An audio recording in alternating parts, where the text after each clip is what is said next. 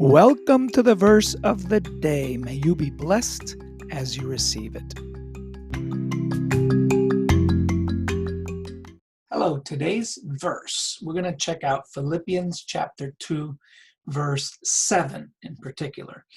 All of this chapter in Philippians really talks about the identity of Jesus, the nature of Jesus, and how we are encouraged to have the same mindset as Christ.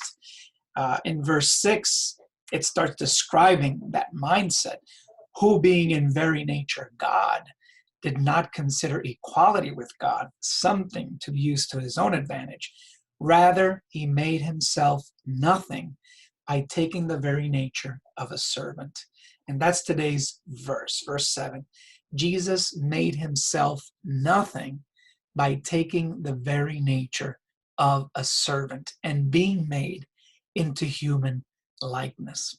So in order for God to relate to us, he had to become like one of us. God humbled himself. That was the mindset that we're called to imitate. God humbling himself and taking the very form of a servant. The Greek word there for servant is doulos, which means slave or bond servant. And at the beginning of verse 7, when it says he made himself nothing, literally he emptied himself. That kind of shows the contrast between God and us. We're nothing. We're slaves. We're empty compared to divinity. And yet that's what Jesus became in order to reach out to us. I used to teach marine biology many, many years ago. And I used to take care of this beautiful saltwater tank with many different kinds of fish, invertebrates, octopus, all kinds of things in it. And I had to be very careful how I took care of that environment, constantly adjusting the pH, the calcium ions, and the phosphorus, and all those things in order for these things to survive. Now, anytime the fish or the life forms saw me approaching the tank, of course, they would fear, they would run away, they would try to hide behind a rock. They fear what they cannot understand. Even though I approached their tank to feed them, to take care of them, they still feared me. They thought that I was going to do damage to them in some way or form.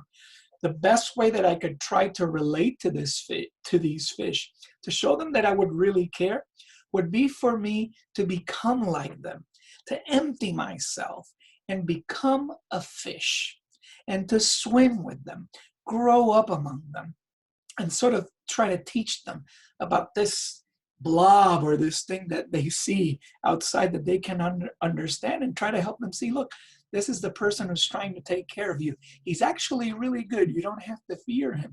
Yes, you have to fear him in the sense that he's in control of everything. You better obey what he says, but he loves you greatly and he takes care of you. That would be the best way for me to communicate that to them. And that's exactly what Jesus did for us. He took on our very nature, the very nature of a servant, of a bondservant, of a slave, as the Greek word doulos suggests. He became nothing, but he did that not just to kind of tell us, yeah, we're nothing, and compared to God, but he actually wants to make us something.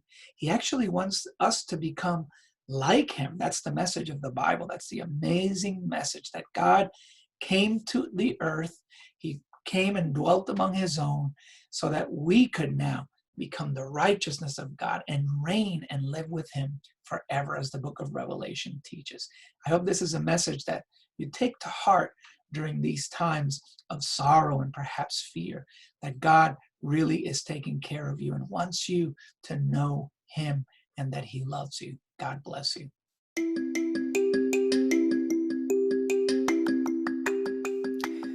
I pray you have been blessed by the insight you received from today's verse of the day.